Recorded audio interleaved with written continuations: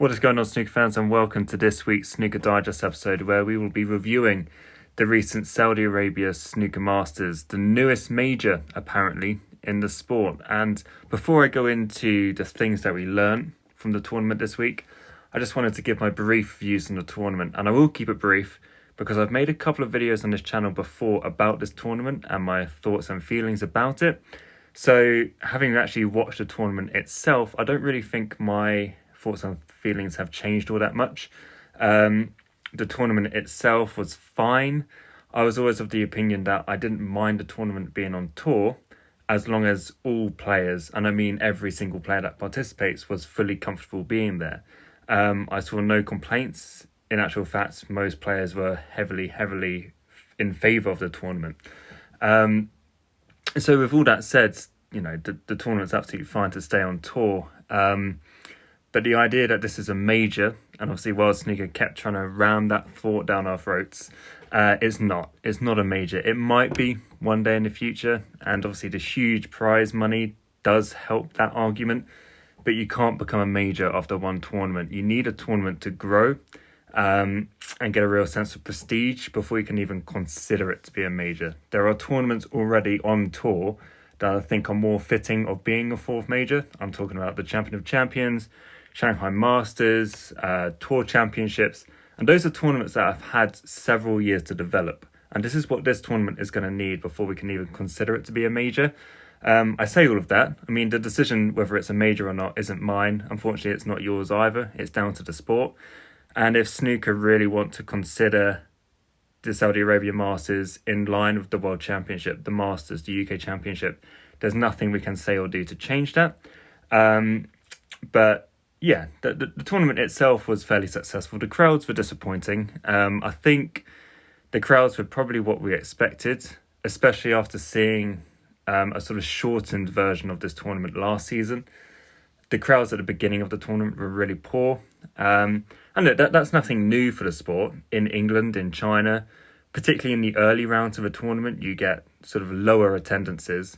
And then when you get to the quarterfinals, semi-finals, the final, that's when the crowd really builds up. So it's nothing new.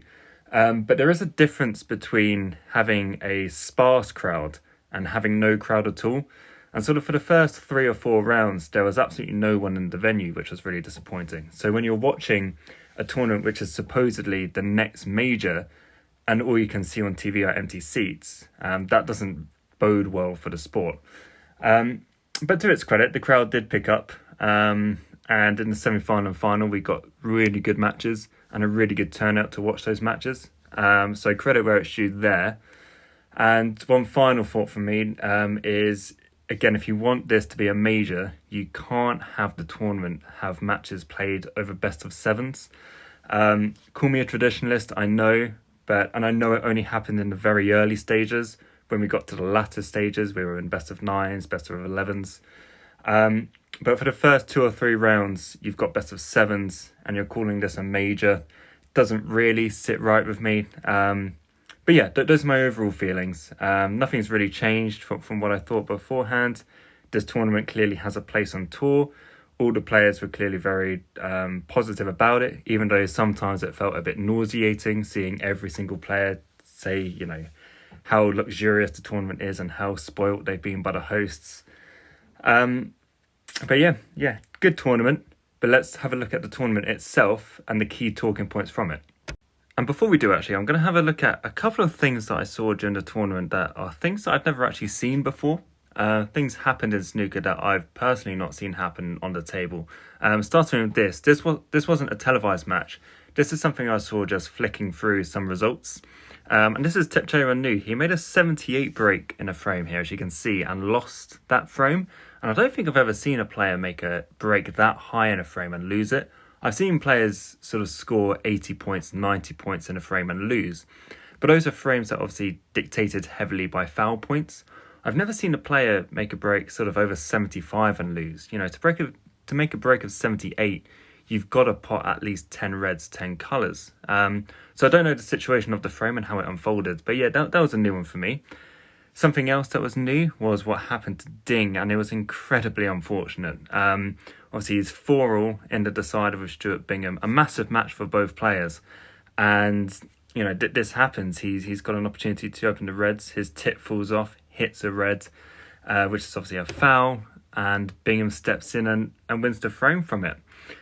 Incredibly unlucky for Ding. As you can see, with the position of the balls, if he doesn't foul there, he's pretty much guaranteed to win the frame. We know how good Ding is in amongst this kind of position. And the fact that Bingham stepped in and won the frame from it as well shows that Ding definitely would have won the match from here. So it's incredibly unfortunate. I don't think we can say that the rule needs changing. I get it. It's kind of the same as like a waistcoat foul in a way. And I've also seen some comments saying that Stuart Bingham should have stepped aside and like played a safety shot in like an act of sportsmanship. Again, I think that's very, very harsh. Stuart isn't in charge of the rules. He's not in charge of what the referee does. He actually questioned why it was a foul. The referee explained it to him, and he's entitled and completely within his rights to just play on. But yeah, it is incredibly unfortunate for Ding, and that could have been a massive result for him. And then something else, a third thing that I saw this week that I don't think I've seen before is this from Zhang Anda. Now, actually, in a nutshell, I mean, that is an incredible scorecard. 3-1, 3-8, another century and another 50 to win 5-0. But it's those 3-1, 3-8 that I want to concentrate on, because I don't think I've ever seen a player make 3 breaks of the exact same number before, especially breaks that high. And also to make 2 of them back-to-back, I'm have to be proved wrong if someone's got a statistic for it. But I don't think I've ever seen a player make 2 breaks back-to-back of such a high number. Obviously, Neil Robertson made a couple of 1-4-6s at the World Championship, but he made those 2 in 3 frames. These are 2 back-to-back. But yeah, those were just a few thoughts that came to mind when I was watching as things that I've never seen before. Another milestone made this week was Noppon Saengkhaem making the sport's 206th 1-4-7 break. And interestingly, he also made the 205th. So the 2 most recent 1-4-7s in the sport have been made by the same player. And it's Noppon's 3rd career 1-4-7, which is a very impressive statistic. Not many players make more than 1-4-7 in their career, particularly a player that's not won a tournament or been in the top 16 before. So very impressive for Noppon, and if you haven't watched it, it is available on World Snooker's YouTube channel, so definitely check it out. Luca Brecel, he had another torrid time this week, and that means he's played 3 matches, lost 3 matches so far this season, and he also didn't turn up to a qualifier earlier in the season as well. So it's clearly not going particularly well for Luca, and it's easy to speculate and it's easy to go down pretty hard on him. We have to remember that snooker players, sports persons, they are human beings as well. They have things going on in their lives that we won't be privy to, nor should we be. So hopefully everything is okay for Luca in his home life, because it's obviously not translating particularly well on the table. And he had a poor season last season as well. So he is actually in danger of potentially falling off tour, which would be remarkable. I don't think it's ever happened that a snooker player has won the World Championship and then 2 years later fallen off tour. I don't think that will happen. It's not like Luca's in a position where he needs to win a tournament to stop himself falling off tour. He just needs to pick up a few results. If he gets to the last 32 of, say, 2 or 3 tournaments, that would probably be enough in seriousness to keep him on tour. But yeah, it is a weird situation for him. And like I say, I just really hope everything is okay for him off the table.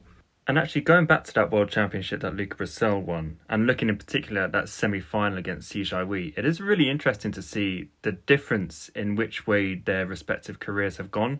Obviously, Luca Brecel made that unbelievable comeback to win that semi-final, won the World Championship, and then has really done nothing since.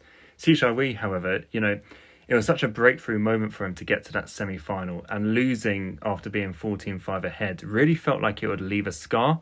But it hasn't. He made a final last year where he lost to Judd Trump. And already this season, he made the semi-final this week as well. And he scored a really fantastic win over Ronnie O'Sullivan. Particularly, he was 5-2 up. O'Sullivan looked like he was coming back pretty strong at him. Started playing left-handed exhibition shots to get back to 5-4. But the way that Jiuhui closed out that match was brilliant. And, okay, he didn't quite have enough to beat Mark Williams in the semi-finals. But we talk about Chinese prodigies and whether they can make that next step. And we've seen, Yan Bingtao and Zhao Xingtong do it before their respective bans. Jiuhui really does look like the leading man, along with Zhang Anda, who had a good week. So the future of Chinese snooker is in very good hands, and I do think Jiuhui is on the cusp of doing something pretty great in this sport. I'm still waiting for the updated rankings to be finalised after last week, but I do think the 100,000 that Jiuhui won from getting to the semi-finals has gotten him into the top 16. So now it's a case of, can he push on? Can he keep in the top 16? Can he win a tournament? And then, he's potentially got the opportunity to make his Masters debut next January as well.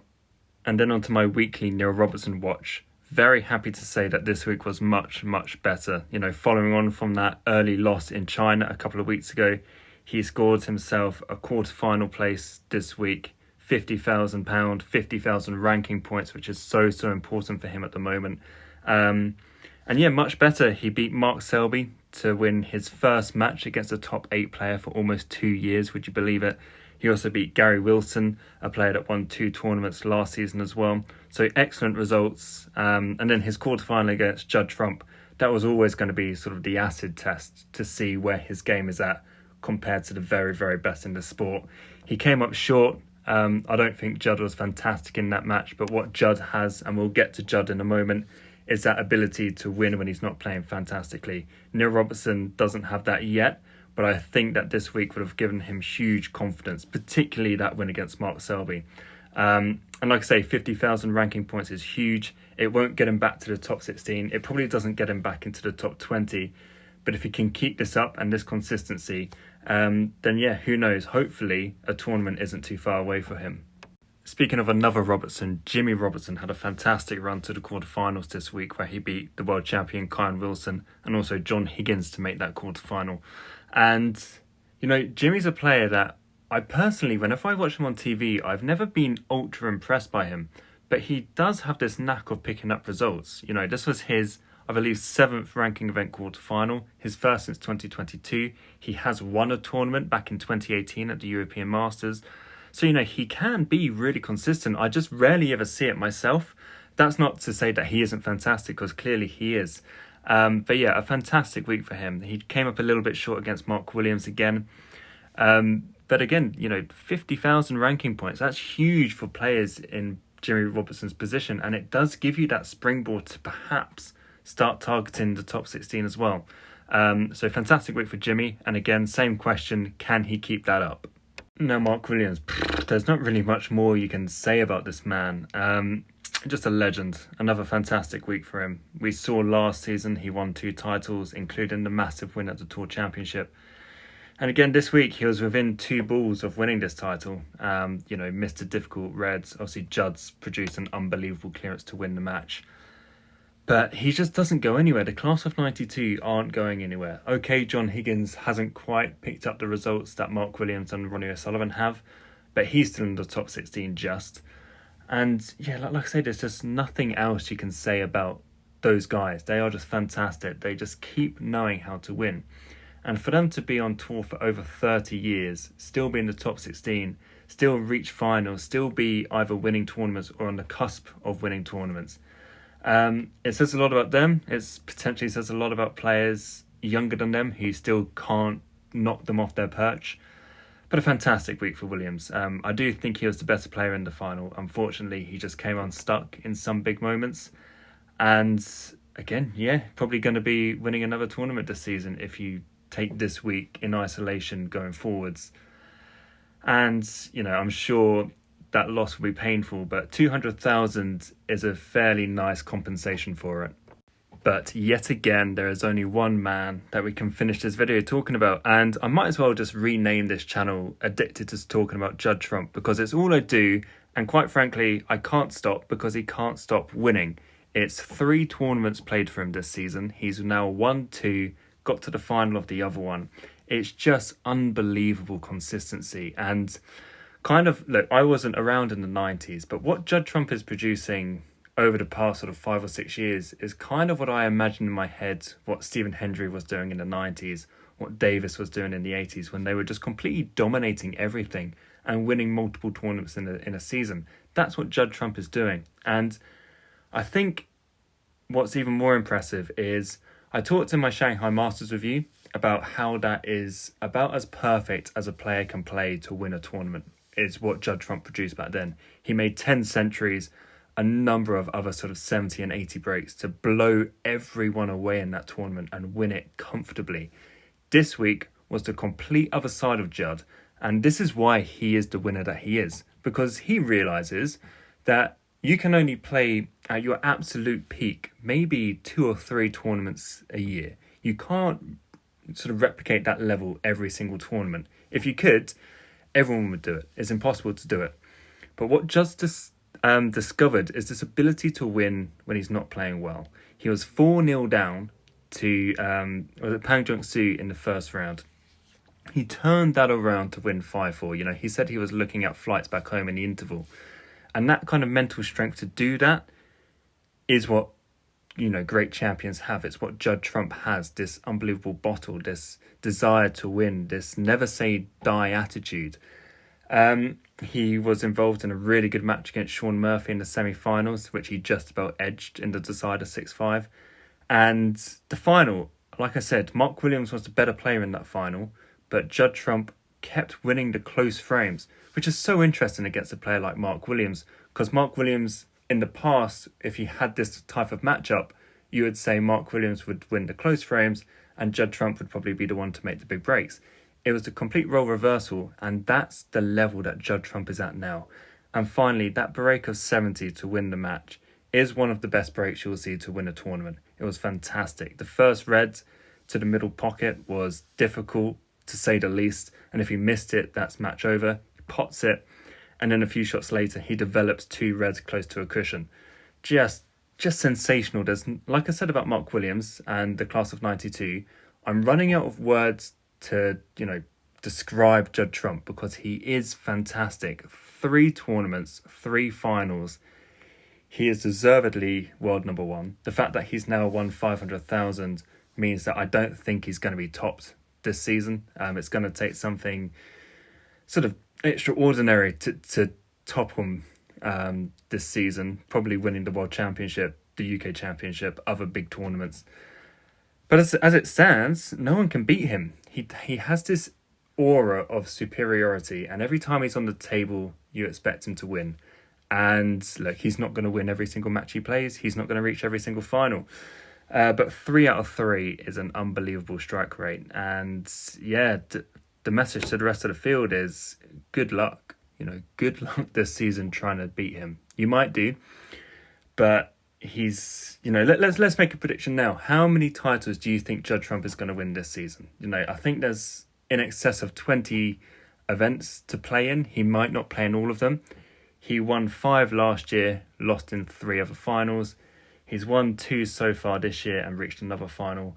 I'm going to say it's not beyond the realms of possibility that he makes it to about 11 or 12 finals and wins about 8 or 9 of them. It could be that kind of level of a season. It could be a season that we've never seen before. And if he can do that and also win 1 or 2 Triple Crown events, then it will almost definitely go down as the greatest season a player's ever had.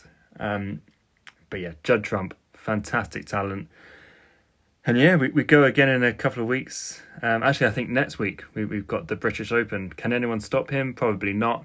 But yeah, join me to find out when I review the tournament, and take care.